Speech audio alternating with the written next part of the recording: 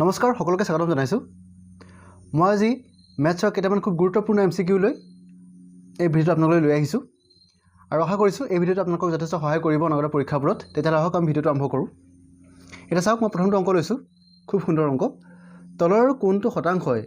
180.50 ৰ 36.1 ক বুজায় ঠিক আছে মানে আমাক কৈছে যে 180.50 ৰ কিমান শতাংশ 36.1 হ'ব তাৰ মানে ঠিক আছে বুজি পাইছে অংকটো এটা চাওক আৰু ইয়াত চাৰিটা অপচন দিয়া আছে দেখিছে আপোনালোকে এটা চাওক আমি কি কৰিম এটা আমি 180.50 ৰ আমি ইয়াত থকা পাৰ্চেন্টেজ কিটা মানে কৰি চাম ইয়াৰ কোনটো পাৰ্চেন্টেজৰ লগত এটা ফিট হ'ব মিলিব তাৰ মানে আমি এটা কৰি চাম ঠিক আছে এটা চাওক আমাক দিয়া আছে কোন 180.50 নহয় জানো এটা চাওক প্ৰথমতে আমি 20% কে লৈছো আমি 180.50 ৰ 20% প্ৰথমতে লৈ চাইছো 20% মানে কিমান হ'ব 180.50 ৰ 20% মানে 180.50 ইনটু 100/20 ঠিক আছে বুজি পাইছে কথাটো এটা চাওক এটো শূন্য কথা কটি গল ঠিক আছে এটা কি কৰিব আমি 2 লগত এটা পূৰণ কৰিম ঠিক আছে তো 10 থাকি যাব 2 লগত পূৰণ কৰি দিম 2 0 0 2 5 গুণ 10 ৰ 0 উকলিব 1 2 0 0 1 টো বহি গল 2 থৰং 36 ঠিক আছে বুজি পাইছে কথাটো দুটা আগত দশমিক আছিলে দুটা আগত দশমিক বহাই দিছো এটা চাওক দশমিকৰ পিছত শূন্য থকা নথকা কোনো অৰ্থ নাই এটো ইয়াৰ কোনো মিনিং নাই গতিকে কি হ'ব এতিয়া এটা এনেকৈ লিখিব পাৰিম 10 থাকি গল তত ওপৰ থাকিব কিমান 361 নহয় জানো ঠিক আছে এটা চাওক তলত 10 আছে আৰু ওপৰত 361 এটা কি হ'ব তেতিয়া হলে 10 যদি আমি হৰণ কৰি দিও কি হ'ব ইয়াত ওপৰত থকা সংখ্যাটো মানে 361 ৰ এক আগত দশমিকটো বহি যাব মানে কিমান হ'ব এতিয়া 10 এটো হৰণ কৰিলে 36.1 হৈ যাব ঠিক আছে বুজি পাইছে কথাটো গতিকে আমাৰ অপচন কোনটো শুদ্ধ হ'ব গতিকে আমাৰ অপচন শুদ্ধ হ'ব এটো ঠিক আছে এবাৰ আমি দ্বিতীয় অংকটো লৈছো চাওক এটো খুব ভাল অংক এটা বৃত্তৰ ব্যাস 20 সেন্টিমিটাৰ কেন্দ্ৰৰ পৰা 6 সেন্টিমিটাৰ দূৰত থকা জিয়াতলৰ জোখ কিমান হ'ব ঠিক আছে আমাৰ অপচন দিয়া আছে এটা চাওক আপোনালোকৰ সুবিধাৰ কাৰণে মই এই ছবিটো আঁকি দিছো আপোনালোকৰ পৰীক্ষাত যেহেতু ছবিটো অঁকা কোনো কথাই নাই আৰু ডাইৰেক্ট আপোনালোকে অংকটো কৰিব লাগিব এটা চাওক আমি অংকটো কেনেকৈ আমি সলভ কৰিম চাওক আমাক দিয়া আছে কি বৃত্তটোৰ ব্যাস দিয়া আছে কিমান 20 সেন্টিমিটাৰ নহয় জানো ঠিক আছে আমাক ব্যাস দিয়া আছে কিমান 20 সেন্টিমিটাৰ ঠিক আছে তেনে ব্যাসাৰ্ধ কিমান হ'ব যদি ব্যাস যদি 20 হয় ব্যাসাৰ্ধ কিমান হ'ব 10 সেন্টিমিটাৰ হ'ব নহয় জানো ঠিক আছে আৰু 10 সেন্টিমিটাৰ তাৰপিছত কি কৈছে যে বৃত্তটোৰ কেন্দ্ৰৰ পৰা 6 সেন্টিমিটাৰ দূৰত এডাল জিয়া আছে ঠিক আছে আমি ধৰি ললো এ বি জাডাল এই ও টো কেন্দ্ৰ এটো বৃত্ত আছিল এই বৃত্তটোৰ ও কেন্দ্ৰৰ পৰা 6 সেন্টিমিটাৰ দূৰত্বত তাৰমানে ও জাডাল কিমান হ'ব 6 সেন্টিমিটাৰ হ'ব এটো 6 সেন্টিমিটাৰ দূৰত্বত এ বি জাডাল আছে ঠিক আছে তেনে আমাক কৈছে এতিয়া এই জাডালৰ দৈৰ্ঘ্য কিমান হ'ব ঠিক আছে এটা আমাক ওসি আমি ধৰি লম 6 সেন্টিমিটাৰ কেন্দ্ৰৰ পৰা 6 সেন্টিমিটাৰ দূৰত আছে এই বিডাল আৰু ব্যাসাৰ্ধ 10 সেন্টিমিটাৰ মানে আমাৰ কি হ'ব ও বিডাল 10 সেন্টিমিটাৰ হ'ব ঠিক আছে বুজি পাইছে এটা চাওক আমি কি কৰিম ইয়াত চাওক এতিয়া ইয়াত ও সি বি এটা যে সমকোণী ত্ৰিভুজ হৈ গ'ল নহয় জানো কাৰণ আমি যেতিয়া আমি এটা বস্তু দূৰত্ব জুখিম যিকোনো বস্তু দূৰত্ব সদায় লম্ব দূৰত্ব সহ জোখা হয় গতিকে এ বি দূৰত্ব 6 সেন্টিমিটাৰ মানে বুজিব লাগিব ওৰ পৰা মানে কেন্দ্ৰৰ পৰা এ বি লম্ব দূৰত্ব 6 সেন্টিমিটাৰ গতিকে এই কোণটো 90 ডিগ্ৰী হ'ব গতিকে চাওক ও সি বি ত্ৰিভুজৰ সমকোণী ত্ৰিভুজ হ'ব গতিকে আমি কি কৰিম ইয়াত পাঠ্যক্ৰমৰ উপপাদ্য ব্যৱহাৰ কৰিব পাৰিম ঠিক আছে তেতিয়া আমি কি কৰিম ত্ৰিভুজ ও সি বি আমি কি কৰিম এতিয়া পাঠ্যক্ৰমৰ উপপাদ্য ব্যৱহাৰ কৰি দিম যেহেতু সমকোণী ত্ৰিভুজ তেখেত উপপাদ্যটো কি আছিল পাঠ্যক্ৰমৰ সূত্ৰ মতে কি আছিল যেটা সমকোণী ত্ৰিভুজৰ কৰ্ণৰ বৰ্গ মানে ইয়াত ও বিডাল কৰ্ণৰ বৰ্গ ইজুকেল লম্বৰ বৰ্গ ও সি স্কয়াৰ প্লাস ভূমিৰ বৰ্গ সি বিডাল মানে বি সিডাল ভূমি হ'ব বি সি বা সি বি লিখিব পাৰে আৰু ঠিক আছে এটা মানকিটা বহাই দিলে হৈ গ'ল ও বি কিমান আছে ও বি 10 সেন্টিমিটাৰ আছে 10 সেন্টিমিটাৰ স্কয়াৰ কৰি দিম ইজুকেল ও সি আছে 6 সেন্টিমিটাৰ 6 সেন্টিমিটাৰ বহাই স্কয়াৰ কৰিলো প্লাস বি সি স্কয়াৰ ঠিক আছে বুজি পাইছে কথাটো চাওক এটা কি হ'ব এক স্কয়াৰ কৰিলে 10 স্কয়াৰ কৰিলে 10 গুণ 100 হ'ব নহয় জানো 100 সেন্টিমিটাৰ স্কয়াৰ 6 স্কয়াৰ কৰিলে 36 6 গুণ 36 সেন্টিমিটাৰ স্কয়াৰ প্লাস বি সি স্কয়াৰ এটা আমি বি সি মান উলিয়াব লাগে নহয় জানো গতিকে আমি কি কৰিম এই 36 সেন্টিমিটাৰ স্কয়াৰটো এফালে লৈ আহিম তে কিমান হ'ব বি সি স্কয়াৰ থাকি গ'ল এফালে এইটো এফালে গুচি আহিব কিমান হ'ব 100 ৰ পৰা 1 বিয়োগ কৰি দিম 100 ৰ পৰা 36 বিয়োগ কৰিব লাগিব ঠিক আছে এটা 100 ৰ পৰা আমি যদি 36 টো বিয়োগ কৰি দিও কিমান থাকিব 10 পৰা 6 গলে থাকিব 4 ইয়াত থাকিব 9 9 পৰা 3 গলে কিমান থাকিব 9 পৰা 3 গলে থাকিব 6 ঠিক আছে কিমান হ'ব 64 সেন্টিমিটাৰ স্কয়াৰ মই ডাইৰেক্ট কৈ দিছো বুজি পাইছে আপোনালোকে 36 মই ফেলে লৈ আহিলো সমান্তৰাল পাৰ কৰিলে কি হ'ব বিয়োগ হৈ যাব 100 পৰা 36 বিয়োগ কৰিলে 64 সেন্টিমিটাৰ স্কয়াৰ থাকিব এটাকে BC কিমান হ'ব BC কিমান হ'ব এতিয়া 64 বৰ্গমূল ল'ব লাগিব তো 64 বৰ্গমূল কিমান হ'ব 8 সেন্টিমিটাৰ এটা চাওক আমাৰ 8টো এটা কিন্তু উত্তৰ নহয় কিয়নো চাওক এতিয়া আমাৰ BC হে পাইছে 8 সেন্টিমিটাৰ চাওক এইখিনি বা এইখিনিটো 8 সেন্টিমিটাৰ ঠিক আছে এতিয়া আমাক কোটে এই বিটা খুদিছে এটা চাওক কেন্দ্ৰৰ পৰা জিয়ালৈ টনা লম্বজালে যাৰ সদায় সমদ্বিখণ্ডিত কৰে এটা উপবাদ্য আছে যে বৃত্তৰ কেন্দ্ৰৰ পৰা জিয়ালৈ টনা লম্বজালে যাৰ সদায় সমদ্বিখণ্ডিত কৰিব গতিকে চাওক এতিয়া এইখিনিৰ পৰা এইখিনিলৈ BC জাল যদি 8 সেন্টিমিটাৰ হয় তেতিয়াহ'লে AC কিমান হ'ব গতিকে AC জাল 8 সেন্টিমিটাৰ হ'ব লাগিব ঠিক আছে এইটো হৈ গ'ল 8 সেন্টিমিটাৰ গতিকে AC হ'ব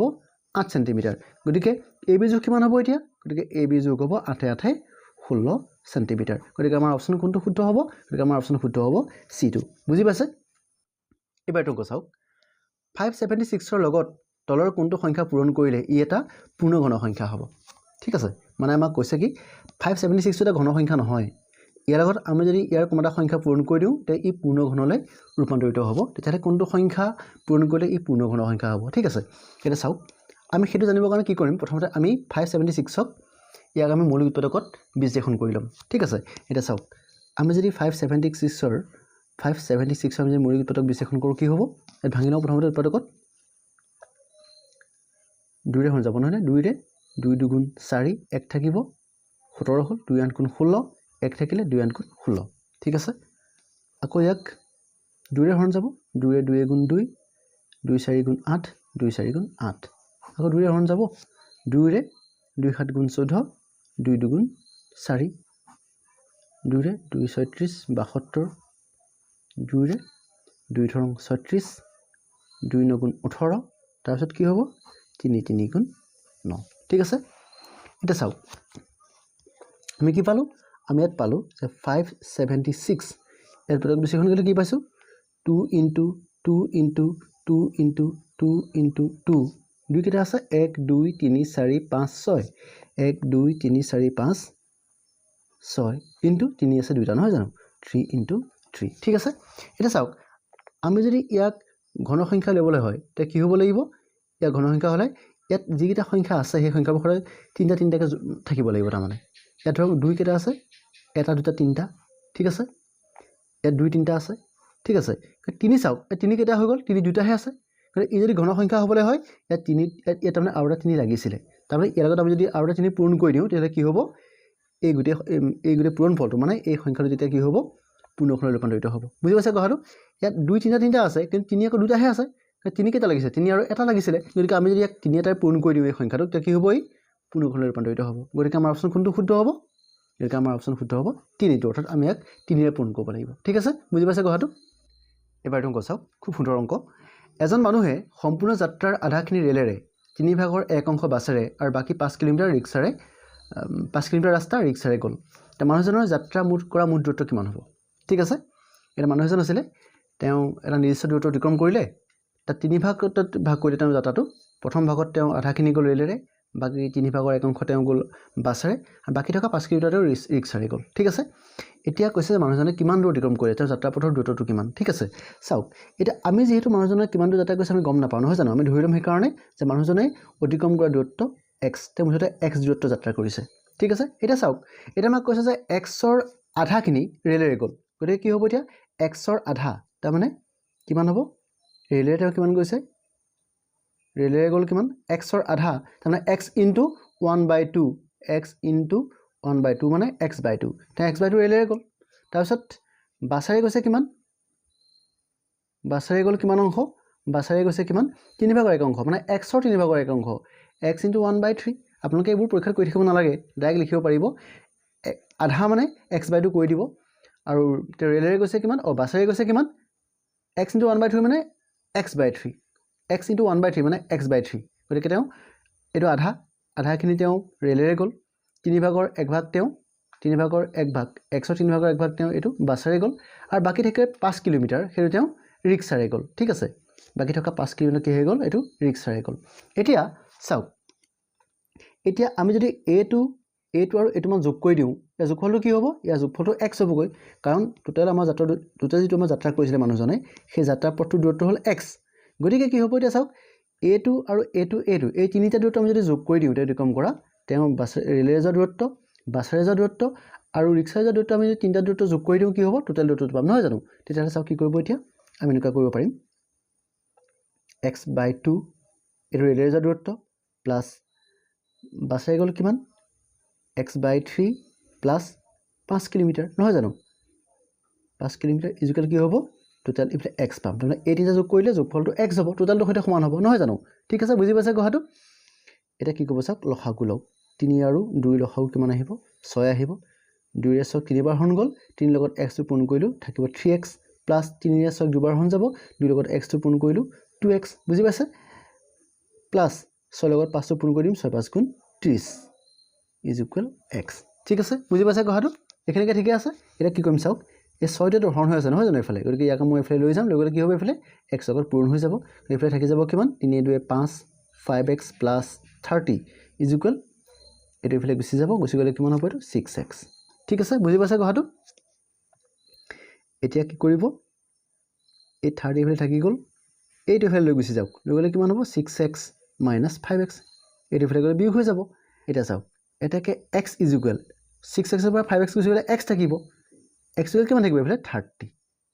বুজি পালে কথাটো 30 কিলোমিটাৰ আমি x টো কি ধৰিছিলোঁ মানুহজনে টোটাল অতিক্ৰম কৰা দূৰত্ব আমি x ধৰিছিলোঁ গতিকে x সমানটো 30 হ'ল মানে মানুহজনে কিমান দূৰ অতিক্ৰম কৰিলে মানুহজনে 30 কিলোমিটাৰ অতিক্ৰম কৰিলে গতিকে আমাৰ অপচন এইটো শুদ্ধ হ'ব ঠিক আছে এবাৰ এটা চাওক তলৰ কোনটো ত্ৰিভুজীয় সংখ্যা নহয় ঠিক আছে এটা আমি ত্ৰিভুজীয় সংখ্যা জানো যে এটা ত্ৰিভুজ গঠন কৰিবৰ কাৰণে বা যিকিটা সংখ্যা এটা ত্ৰিভুজ গঠন কৰিব পাৰে ত্ৰিভুজৰ আকৃতি দিব পাৰে তেনেকুৱা সংখ্যাবোৰ হ'ল ত্ৰিভুজীয় সংখ্যা যেনে আমাৰ 3 6 10 এইবোৰ ত্ৰিভুজীয় সংখ্যা হ'ব ঠিক আছে এটা চাওক ত্ৰিভুজীয় সংখ্যা হয় নে নহয় তাক জানিবৰ কাৰণে এটা সৰু পদ্ধতি এটা আছে তেনে এটা সৰু এটা পদ্ধতি আছে সেই পদ্ধতিটোৰ সহায়ত যিকোনো এটা সংখ্যা ত্ৰিভুজীয় সংখ্যা হয় নহয় আমি উলিয়াই দিব পাৰিম ঠিক আছে তাৰ পদ্ধতিটো কেনেকুৱা চাওক আমাক যিটো সংখ্যা দিয়া থাকে ধৰক আমাৰ এটা সংখ্যা দিয়া আছে ধৰি ললো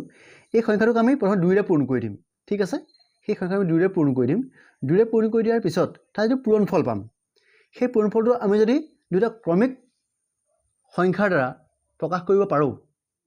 ক্ৰমিক উৎপাদকৰ দ্বাৰা আমি যদি প্ৰকাশ কৰিব পাৰোঁ তেতিয়াহ'লে সেই সংখ্যাটো ত্ৰিভুজীয় সংখ্যা হয় চাওক এতিয়া ধৰি লওক মই এটা উদাহৰণ দিছোঁ ধৰক 6টা ত্ৰিভুজীয় সংখ্যা নহয় জানো 6টা ত্ৰিভুজীয় সংখ্যা ঠিক আছে এতিয়া এই ত্ৰিভুজীয় 6টা ত্ৰিভুজীয় সংখ্যা হয় আমি কেনেকৈ প্ৰমাণ কৰিম চাওক কি কৰিব প্ৰথম কি কয় 6ক 2 ৰে পূৰণ কৰি দিয়ক 6 গুণ কিমান হ'ব 12 আমি এতিয়া এই 12টোক দুটা ক্ৰমিক সংখ্যাৰ পূৰণফল হিচাপে প্ৰকাশ কৰিব পাৰিমনে পাৰিম নহয় জানো কাৰণ 3 4 গুণ 12 3 আৰু 4 ক্ৰমিক সংখ্যা দুটা ক্ৰমিক সংখ্যাৰ পূৰণফল হিচাপে আমি 12 প্ৰকাশ কৰিব পাৰিম গতিকে সেইকাৰণে 6টো কি হ'ব এটা ত্ৰিভুজীয় সংখ্যা হ'ব ঠিক আছে তেনেকৈ আমি ইয়াত চাম এতিয়া ইয়াত কোনটো গেটাই ত্ৰিভুজীয় সংখ্যা হ'ব আৰু কোনটো নহয় ঠিক আছে চাওক প্ৰথমে আমি 21টো লৈছোঁ আমি এইটো নিয়মতে অংকটো কৰিম 21 তেতিয়া কি কৰিম ইয়াক 2 ৰে পূৰণ কৰি দিম 2 ৰে পূৰণ কৰিলে কিমান হ'ব 2 21 42 ঠিক আছে এতিয়া চাওক এই 42ক আমি দুটা ক্ৰমিক সংখ্যাৰ পূৰণফল হিচাপে প্ৰকাশ কৰিব পাৰিম নাই পাৰিম কাৰণ 6 7 গুণ 42 6 আৰু 7 কি 6 আৰু 7 ক্ৰমিক সংখ্যা গতিকে আমি দেখিলোঁ যে 42 মানে 42টোক মানে 42ক 6 আৰু 7ৰ পূৰণফল হিচাপে প্ৰকাশ কৰিব পাৰি দুটা ক্ৰমিক সংখ্যাৰ পূৰণফল হিচাপে প্ৰকাশ কৰিব পাৰি গতিকে 21টা কি হ'ব ত্ৰিভুজীয় সংখ্যা হয় গতিকে আমাৰ উত্তৰ ই নহ'ব ঠিক আছে এতিয়া 24টো চাওক 24 ইয়াক আমি 2 ৰে পূৰণ কৰি দিম প্ৰথমতে 2 24 48 ঠিক আছে এতিয়া চাওক 48ক দুটা ক্ৰমিক স্বাভাৱিক সংখ্যাৰ পূৰণফল হিচাপে প্ৰকাশ কৰিব পাৰিমনে 8 6 গুণ 48 নহয় জানো 6 8 গুণ 48 এতিয়া চাওক 6 আৰু 8 এইটো ক্ৰমিক সংখ্যা হয়নে ক্ৰমিক সংখ্যা নহয় জানো 6 8 ক্ৰমিক নহয় গতিকে কি হ'ব এই 24টো এটা ত্ৰিভুজীয় সংখ্যা নহয় ঠিক আছে ই ত্ৰিভুজীয় সংখ্যা নহয় ঠিক আছে গতিকে ই আমাৰ অপচন হোৱাৰ এটা সম্ভাৱনা আছে এতিয়া চাওক 28টো চাওক 28 ইয়াক আপুনি কি কৰিব 2 ৰে পূৰণ কৰি দিয়ক 2 ৰে পূৰণ কৰিলে কিমান হ'ব 2 28 2 গুণ 16 6 1 2 গুণ 4 1 5 এতিয়া ইয়াক দুটা ক্ৰমিক স্বাভাৱিক সংখ্যাৰ পূৰণফল হিচাপে প্ৰকাশ কৰিব পাৰিমনে পাৰিম নহয় জানো 7 8 গুণ 56 7 আৰু 8 ক্ৰমিক সংখ্যা ঠিক আছে সেই ইয়াক চাওক এতিয়া 36 × 2 230 72 এতিয়া 72ক দুটা ক্ৰমিক স্বাভাৱিক সংখ্যাৰ পূৰণফল হিচাপে প্ৰকাশ কৰিব পাৰিমনে পাৰিম কিয়নো 8 9 গুণ 72 এতিয়া চাওক আমি দেখিলোঁ যে 21 ই ত্ৰিভুজীয় সংখ্যা হয় 28টো ত্ৰিভুজীয় সংখ্যা হয় আৰু 36টো ত্ৰিভুজীয় সংখ্যা হয় গতিকে আমাৰ ত্ৰিভুজীয় সংখ্যা নহয় কোনটো তেতিয়াহ'লে গতিকে আমাৰ নহয় কোনটো নহ'ব 24টো নহ'ব কিয়নো আমি দেখিলোঁ ইয়াত 24 আৰু 2 পূৰণফল 48 হ'ল 48ক দুটা ক্ৰমিক স্বাভাৱিক সংখ্যাৰ পূৰণফল হিচাপে প্ৰকাশ কৰিব নোৱাৰে গতিকে 24টো এটা ত্ৰিভুজীয় সংখ্যা নহয় গতিকে আমাৰ অপচন বিটো শুদ্ধ হ'ব ঠিক আছে বুজি পাইছে অংকটো এবাৰ চাওক আমি অংক লৈছোঁ এটা সংখ্যাৰ 10% হ্ৰাস কৰিলে 414 হয় 414 হয় সংখ্যাটো কি ঠিক আছে এটা আমি সংখ্যাটো নাজানো আমি ধৰি ল'ম সংখ্যাটো x ঠিক আছে এটা xৰ আমি যদি 10% হ্ৰাস কৰোঁ মানে কমাই দিওঁ তেতিয়া কিমান হ'ব তাৰ ৰিজাল্টটো কিমান হ'ব 10% কমাই দিলে হয়গে 414 ঠিক আছে এটা গতিকে আমি এটা সংখ্যাটো উলিয়াব লাগে চাওক তে xৰ 10% xৰ 10% মানে কি হ'ব x * 10/100 ঠিক আছে এইটো নহ'ব জানো xৰ 10% মানে এইটো শুনি কটাকটি গ'ল থাকি গ'ল কিমান x/10 ঠিক আছে এতিয়া আমি যদি তাৰমানে xৰ 10% এইটো হ'ল এতিয়া আমি যদি এই 10% টো কমাই দিওঁ কাপা কমাব লাগিব এই সংখ্যাটোৰ পৰা এটা আমি যদি আমি সংখ্যাটো কিমান লৈছিলো সংখ্যাটো আমি x লৈছিলো এটা xৰ পৰা যদি আমি এই x/10 টো মাইনাস কৰি দিওঁ কমাই দিওঁ তেতিয়া তাৰ উত্তৰটো কিমান লাভ ইকুৱেল হ'বগে কিমান 414 অৰ্থাৎ আমাক এইটো কৈছে x - এইটো সংখ্যাটো আছিল তাৰ 10% হৈ গ'ল xৰ 10% হৈ গ'ল x/10 ইয়াক হ্ৰাস কৰি মানে কমাই দিম বিয়োগ কৰিব লাগিব কমাই দিম মানে বিয়োগ কৰিম x - x/10 ইকুৱেল কিমান হ'ব 414 বুজি পাইছে কথাটো চাওক এটা কি কৰিব 10 10 টো লসাগু আহিব 10 ৰ লগত x পূৰণ কৰিলো 10 ৰ লগত x পূৰণ কৰিলে 10x এটা লসাগু লৈছো ঠিক আছে বুজি পাইছে কথাটো আৰু যদি এনেকৈ থাকে আমি ডাইৰেক্ট পূৰণ কৰিলে হয় আৰু 10 ৰ লগত x পূৰণ কৰিলো 10x হ'ল -x ইকুৱেল 414 এটা কি হ'ব 10 টো চক হৰণ হৈ আছে নহয় জানো এইটো হৰণ হৈ আছে এইফালে গুচি গ'লে পূৰণ হ'ব ইয়াত থাকি যাব কিমান 10x - x 10x ৰ পৰা x মানে 1x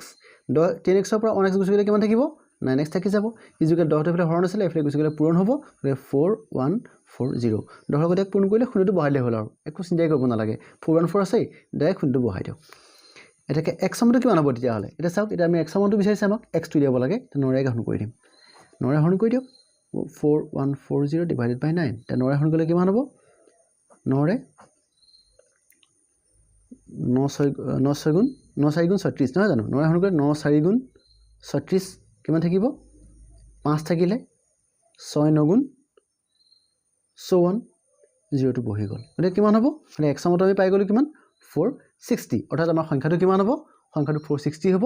মানে আমাৰ অপচন এটো শুদ্ধ হ'ব ঠিক আছে বুজি পাইছে অংকটো এবাৰ হক আমি 7 নম্বৰ অংকটো লৈছো আমি 7 নম্বৰ অংকটো চাওঁ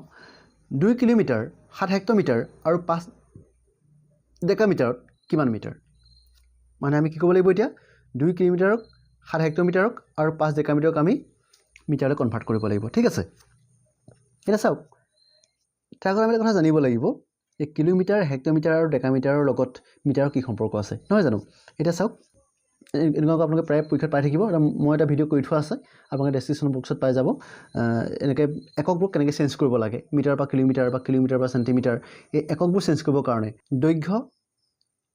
ভৰ আৰু আয়তন এই তিনিটাৰ এককবোৰক কেনেকৈ চেঞ্জ কৰিব লাগে তাৰ এটা ভিডিও মই বনাই থোৱা আছে আপোনালোকে সেইটো চাব নিশ্চয় আপোনালোকৰ সুবিধা হ'ব এটা চাওক এককবোৰ কেনেকৈ চেঞ্জ কৰিব চাওক এতিয়া মই এইখিনি অলপ দেখাই দিছোঁ আকৌ এবাৰ মিলিমিটাৰ আৰু সৰু এককটো মিলিমিটাৰ দৈৰ্ঘ্যৰ তাৰপিছত আহিব সেন্টিমিটাৰ তাৰপিছত ডেসিমিটাৰ তাৰপিছত আহিব মিটাৰ তাৰপিছত আহিব ডেকামিটাৰ এটো ডেকামিটাৰ তাৰপিছত হেক্টমিটাৰ তাৰপিছত আহিব কিলোমিটাৰ এটা চাওক এনে কেনেকৈ চেঞ্জ হয় এটো এটাৰ পৰা আনটোলৈ 10 কে বাঢ়ি যায় মানে চাওক এপালে 10 মিলিমিটাৰ সেন্টিমিটাৰ সম্পৰ্ক 10 মানে 10 মিলিমিটাৰ 1 সেন্টিমিটাৰ হয় যেনেকৈ সেন্টিমিটাৰ ডেসিমিটাৰ সম্বন্ধ 10 সেন্টিমিটাৰত 1 ডেসিমিটাৰ হয় ঠিক সেইদৰে 10 ডেসিমিটাৰত 1 মিটাৰ হয় 10 মিটাৰত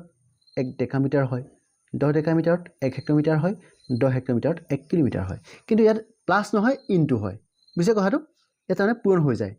এটা চাওক এটা মিটাৰ আৰু কিলোমিটাৰ সম্পৰ্কটো কি হ'ব মিটাৰ আৰু কিলোমিটাৰ সম্পৰ্ক চাওক ইয়াৰ পৰা 10 তাৰ মানে এটো 10 আহিলে তেতিয়া সম্পৰ্কটো কিমান হ'ব 1000 মিটাৰ তাৰ মানে 1000 মিটাৰত 1 কিলোমিটাৰ হয় ঠিক আছে এটা 1000 মিটাৰ মানে কিমান হ'ব 1 কিলোমিটাৰ হ'ব তেনেকৈ চাওক আপুনি মিটাৰ আৰু হেক্টমিটাৰ সম্বন্ধ কিমান হ'ব ইয়াৰ পৰা 10 হ'ল ইয়াৰ পৰা 10 হ'ল মানে কিমান 100 নহয় জানো তাৰ মানে 10 মিটাৰত কিমান হ'ব 1 হেক্টমিটাৰ তেনেকৈ কি হ'ব ডেকামিটাৰ মিটাৰ সম্বন্ধ কিমান হ'ব 10 হ'ব নহয় জানো তাৰ মানে সৰি এটো 100 মিটাৰ হ'ব 100 মিটাৰ মানে 1 হেক্টমিটাৰ হ'ব ঠিক সেইদৰে কি হ'ব মিটাৰ আৰু ডেকামিটাৰ সম্বন্ধ 10 মিটাৰ মানে কিমান হ'ব 1 ডেকামিটাৰ ঠিক আছে 1 ডেকামিটাৰ বুজি পাইছে কথাটো এটা চাওক আমাক কৈছে চাওক 2 কিলোমিটাৰ তে 2 কিলোমিটাৰ 7 হেক্টমিটাৰ আৰু 5 ডেকামিটাৰক মিটাৰ প্ৰকাশ কৰিব লাগে তেতিয়া চাওক এতিয়া এটা 1 কিলোমিটাৰত কিমান মিটাৰ 1000 মিটাৰ যদি 1 কিলোমিটাৰত 1000 মিটাৰ হয় 2 কিলোমিটাৰত কিমান হ'ব 2 কিলোমিটাৰত 2000 মিটাৰ হ'ব নহয় জানো সিম্পল কথা এইটো আৰু 2000 মিটাৰ হ'ব মিটাৰলৈ গুচি গ'ল এটা 7 হেক্টৰ 1 হেক্টৰ 100 মিটাৰ তেতিয়াহ'লে 7 হেক্টৰ কিমান হ'ব 700 মিটাৰ হ'ব 700 মিটাৰ বুজি পাইছে কথাটো এটা 1 ডেকামিটাৰত 10 মিটাৰ গতিকে 5 ডেকামিটাৰত কিমান হ'ব 50 মিটাৰ হ'ব নহ'ব জানো ঠিক আছে বুজি পাইছে এটা যোগ কৰি দিয়ক এটা যোগ কৰিলে মোৰ টোটাল হৈ যাব কিমান হ'ব এটা 0 5 7 2 মিটাৰ তাৰমানে কিমান হ'ব এতিয়া 2750 মিটাৰ হ'ব ঠিক আছে 2 কিলোমিটাৰ 7 হেক্টৰ মিটাৰ আৰু 5 ডেকামিটাৰত কিমান মিটাৰ হ'ব 2750 মিটাৰ হ'ব গতিকে আমাৰ অপচন কোনটো শুদ্ধ হ'ব আমাৰ অপচন এটো শুদ্ধ হ'ব ঠিক আছে বুজি পাইছে অংকটো এবাৰ হওক আমি এক নম্বৰ অংকটো লৈছো 50ৰ আটাইবোৰ উৎপাদকৰ যোগফল হ'ব আমাক 50ৰ উৎপাদকৰ যোগফল বিচাৰিছে নহয় জানো চাওক এতিয়া আমি তাৰ অংকটো কৰিবৰ কাৰণে আমাক কি কৰিব লাগিব আমি 50ৰ উৎপাদকবোৰ উলিয়াই ল'ব লাগিব নহয় জানো এতিয়া চাওক কি সংখ্যা পূৰণ কৰিলে 50 পায় আমি উলিয়াই লওঁ এবাৰ 50 নহয় জানো 50 গুণ 50 নহয় জানো তাৰপিছত কি হ'ব 2 25 50 নহয় জানো আৰু 2 25 50 হ'ল তাৰপিছত কি হ'ব 5 10 গুণ 50 হ'ল নহয় জানো 50 গুণ 50 2 25 50 আৰু 5 10 গুণ 50 আৰু কিবা সংখ্যা পূৰণ কৰিলে 50 ওলাবনে আৰু বেলেগ কোনো সংখ্যা পূৰণ কৰিলে 50ক নাপাওঁ গতিকে 50ৰ উৎপাদক এইকেইটাই হ'ব কি হ'ব 1 2 5 10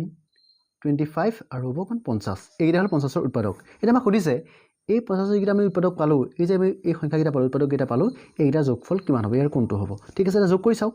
কিমান হ'ব 2 1 3 5 3 8 8 2 18 18 25 হ'ব কিমান 43 এফালে থাকিব 50 ঠিক আছে এটা যোগ কৰি দিয়ক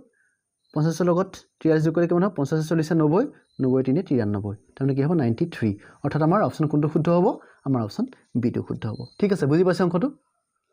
এবাৰ হওক আমি এটা অংক লৈছো এটো খুব সুন্দৰ অংক চাব 2 metre into 0.5 metre into 2 metre মাপৰ আয়তীয় ঘনকেটাৰ পানীৰ ধাৰণ ক্ষমতা হ'ব আমাৰ অপচন দিয়া আছে মানে সুধিছে এনেকুৱা আয়তীয় ঘনকেটাত এটো জোখৰ আয়তীয় ঘনকত কিমান লিটাৰ পানী ধৰিব আমি সেইটো উলিয়াব লাগে ঠিক আছে এটা চাওক আমি এটা কথা জানো যে 1000 centimetre cube is equal 1 litre ঠিক আছে আমি এটা জানো 1000 ঘন সেন্টিমিটাৰত 1 লিটাৰ হয় ঠিক আছে এটা চাওক আমি কি কৰিম সেই কাৰণে ইয়াত যে একক মিটাৰত আছে আমি কি কৰিম এটা সেন্টিমিটাৰ লৈ যাম এই সুবিধাটোৰ কাৰণে ঠিক আছে এটা আমি এই কথা আমি জানো যেহেতু আমি এই কথাটো গতিকে কি কৰিম আমাৰ সুবিধাৰ কাৰণে এইটো আমি প্ৰথমতে কি কৰিম সেন্টিমিটাৰ প্ৰকাশ কৰিম তে সেন্টিমিটাৰ প্ৰকাশ কৰিলে কিমান হ'ব চাওক এটা কি হ'ব 2 মিটাৰ মানে কিমান হ'ব 100 সেন্টিমিটাৰ 1 মিটাৰ গতিকে 2 মিটাৰ কিমান হ'ব 200 সেন্টিমিটাৰ হ'ব ইনটু 0.5 মিটাৰ মানে কিমান হ'ব ইয়াক 100 ৰে পূৰণ কৰিলে 50 হ'ব নহয় জানো 50 সেন্টিমিটাৰ ইনটু 2 মিটাৰ মানে 200 সেন্টিমিটাৰ ঠিক আছে এটা পূৰণ কৰিলে হৈ গ'ল 5 2 গুণ 10 2 2 গুণ 20 কিমান হ'ব তেতিয়াহ'লে 2 0 0 0 এটা বহাইলে হ'ল আৰু ঠিক আছে বুজি পাইছে কথাটো 2 মিটাৰক সেন্টিমিটাৰত লৈ গ'লো 200 সেন্টিমিটাৰ হ'ল 0.5 মিটাৰ মানে কিমান হ'ব 50 সেন্টিমিটাৰ হ'ব 2 মিটাৰ মানে 200 সেন্টিমিটাৰ হ'ব ঠিক আছে কাৰণ মিটাৰ আৰু সেন্টিমিটাৰ সম্বন্ধটো 100 সেইকাৰণে 100 পূৰণ কৰি দিছো মই সিম্পল কথা এটা পূৰণ কৰিব লাগে 2 5 গুণ 10 2 2 গুণ 20 20 হৈ গ'ল এর শূন্য এটা বহাই দিছো দুটা শূন্য আছে দুটা শূন্য বহি গ'ল দুটা শূন্য ঠিক আছে ইয়াৰ পৰা এটা শূন্য আহিলে ইয়াৰ পৰা দুটা শূন্য আহি যাব ঠিক আছে বুজি পাইছে ইমানটো হৈ গ'ল সেন্টিমিটাৰ কিউব পূৰণ কৰি সেন্টিমিটাৰ কিউব হ'ব ঠিক আছে পূৰণটো বুজি পাইছে কথাটো জাস্ট 2 5 আৰু 2 পূৰণ কৰি বাকি থকা শূন্যকেইটা বহাই দিলে হৈ গ'ল এটা চাওক তেত কিমান হৈছে কেইহাজাৰ হ'ব 1 10 1000 তাৰমানে কিমান আছে এখিনিকে হাজাৰ হৈছে নহয় জানো 1 10 1000 নহয় জানো এটাকে চাওক আমি কি জানো এতিয়া যে 1000 সেন্টিমিটাৰ কিউব মানে 1 লিটাৰ তে ইয়াত কিমান হাজাৰ হ'ব তেতিয়ালে এখিনিকে হাজাৰ হৈছে মানে কিমান হ'ব 200 লিটাৰ ধৰিব ঠিক আছে কথাটো বুজি পাইছে কথাটো ইয়াত কিমান ধৰিব এতিয়া 200 লিটাৰ পানী ধৰিব গতিকে আমাৰ অপচন কোনটো শুদ্ধ হ'ব আমাৰ অপচন সি টো শুদ্ধ হ'ব ঠিক আছে এবাৰ তুমি চাওক এটা শ্ৰেণীৰ 9 গৰাকী ছাত্ৰীৰ উচ্চতা তলত দিয়া ধৰণে আছে ঠিক আছে ইয়াৰ উচ্চতা দিয়া আছে সেন্টিমিটাৰ দিয়া আছে উচ্চতাবোৰ 155 160 145 149 150 147 152 144 আৰু 148 এটা কৈছে এই তথ্যখিনি মধ্যমা কিমান হ'ব ঠিক আছে এটা চাওক আমি মধ্যমা কেনেকৈ উলিয়াম আমি প্ৰথমতে কি কৰিম আমাৰ যিখিনি তথ্য দিয়া আছে এইখিনি আমি সৰুৰ পৰা ডাঙৰলৈ সজাই ল'ম প্ৰথমতে ঠিক আছে এতিয়া সৰুৰ পৰা ডাঙৰলৈ আমি সজাই লওঁ তাৰ প্ৰথমতে কি আহিব 144 আহিব নহয়নে 144 আহিব তাৰপিছত আহিব কিমান 145 আহিব 145 নহয় জানো তাৰপিছত কি আহিব 147 আহিব 147 আহিলে তাৰপিছত 148 টো আহিব 148 আহিব তাৰপিছত আহিব কিমান 149 149 তাৰপিছত কোনটো আহিব 150 আহিব নহয় জানো 150 আহিলে তাৰপিছত 152 152 ঠিক আছে তাৰপিছত কি আহিব 155 আহিব হয় নাই আৰু লাষ্টত আহিব কিমান 160 ঠিক আছে বুজি পাইছে কথাটো আমি কি কৰিলোঁ প্ৰথমতে সৰুৰ পৰা ডাঙৰলৈ আমি তথ্যখিনি সজাই ল'লোঁ এতিয়া চাওক ইয়াত টোটেল কেইটা আছে টোটেল ইয়াত কেইটা আমাৰ সংখ্যা আছে 9টা আছে নহয় জানো 9 গৰাকী বুলি কৈছে 9টা আছে 1 2 3 4 5 6 7 8 9 ঠিক আছে এতিয়া চাওক আমি টোটেল 9টা পালোঁ টোটেল 9 আছে টোটেল এনটো 9 হ'ল এতিয়া চাওক এই 9টো অযুগ্ম সংখ্যা যিহেতু এনটো অযুগ্ম গতিকে যেতিয়া আমাক এটা অযুগ্ম সংখ্যা আমাৰ টোটেল থাকিব এতিয়া আমাৰ শ্ৰেণীটোত টোটেল যিটো সংখ্যা থাকিব সেইটো অযুগ্ম হয় তেতিয়া কি হ'ব এই শ্ৰেণীটোৰ যিটো সোঁ মাজৰ সংখ্যা যিটো কেন্দ্ৰত থাকিব সেই সংখ্যাটো হ'ব আমাৰ মধ্যমা এতিয়া চাওক ইয়াৰ কেন্দ্ৰত কি আছে এইফালে চাওক 1 2 3 4 এই চাৰিটা বাদ দিলোঁ এইফালে 1 2 3 4 এই চাৰিটা বাদ দিলোঁ তো মাজত কোন আছে মাজত আছে 149 গতিকে কি হ'ব এতিয়া 149 টোৱে হ'ব এই শ্ৰেণীটোৰ মধ্যমা ঠিক আছে বুজি পাইছে কথাটো গতিকে আমাৰ অপচন কোনটো শুদ্ধ হ'ব আমাৰ অপচন বি টো শুদ্ধ হ'ব এবাৰ আমি কেৱল শেষৰ অংক লৈছোঁ 16 ডজন কলৰ দাম 360 টকা হ'লে 60 টকাত কেইটা কল কিনিব পৰা যাব এতিয়া চাওক আমাক ইয়াত ডজনত আছে এইটো কিন্তু 60 টকাত কেইটা কল কিনিব পাৰিম বুলি কৈছে নহয় জানো গতিকে আমি কি কৰিম এতিয়া 16 ডজনত কেইটা কল হ'ব আমি সেইটোলৈ কনভাৰ্ট কৰি ল'ম মানে 16 ডজনক আমি কি কৰিম ডজনৰ পৰা তাক সংখ্যালৈ কনভাৰ্ট কৰিম তাৰমানে 16 ডজনত কেইটা কল হ'ব ঠিক আছে এতিয়া চাওক এতিয়া 1 ডজনত কিমান 1 ডজন মানে কিমান 12 নহয় জানো আমি জানোৱেই 1 ডজন মানে 12টা তেতিয়াহ'লে 16 ডজনত কিমান হ'ব তেতিয়া আমি কি কৰিম 16 লগত 12টো পূৰণ কৰিলে হৈ গ'ল এতিয়া 16 আৰু 12 পূৰণ কৰি দিয়ক 2 6 3 9 1 192 তাৰমানে 16 ডজনত কেইটা কল হ'ব 192টা কল হ'ব ঠিক আছে এতিয়া আমাক কৈছে যে 360 টকাত আমি কিনিব পাৰিম কিমান 16 ডজন কল মানে 360 টকাত কেইটা কল পাম 192টা পাম নহয় জানো চাওক 360 টকাত কিমান পাম 192টা পাম ঠিক আছে 192 তেতিয়াহ'লে যদি 360 টকাত 92টা পাম তে 1 টকাত আমি কেইটা পাম এইটো ঘন কৰিলে হ'ল 192/360 আপোনালোকে কৰিব নালাগে আৰু ডাইৰেক্ট কৰি দিব চাওক এতিয়া আমাক 360 টকাত পাম 192টা নহয় জানো তা আপোনালোকে এইখান লিখিলেও হ'ব আৰু এইখান লিখাৰ দৰকাৰ নাই ডাইৰেক্ট 60 টকাত লিখিব তে 60 টকাত কেইটা পাম চাওক কেনেকৈ উলিয়াব এই 360 ৰে 192 ঘন কৰি দিব 192/360 লিখিলে আৰু ইনটু 60 কৰি দিব ঠিক আছে আপোনাৰ মাজৰ এইটো কৰাৰ দৰকাৰ নাই এটা 60 টকাত কেইটা কল পাম 192/360 ইনটু 60 এটা কলাকটি কৰক এইটো শূন্য হৈ গ'ল 6 ৰে কিবাৰ যাব 1 6 6 গুণ 36 হ'ল আৰু 6 ৰে 192 ঘন কৰক 6 ৰে 6 3 গুণ 18 এক থাকি গ'ল 12 থাকিব 6 2 গুণ 12 গতিকে আমি কি পাম যে 60 টকাত আমি কেইটা কল পাম টোটাল 32টা কল পাম মানে আমাৰ অপচন কোনটো শুদ্ধ হ'ব আমাৰ অপচন সি টো শুদ্ধ হ'ব ঠিক আছে আশা কৰিছোঁ আপোনালোকে অংককেইটা বুজি পাইছে আৰু এনেকুৱা ধৰণৰ অংক পাই থাকিবৰ কাৰণে আপোনালোকে দিশত এখন চাই থাকিব ধন্যবাদ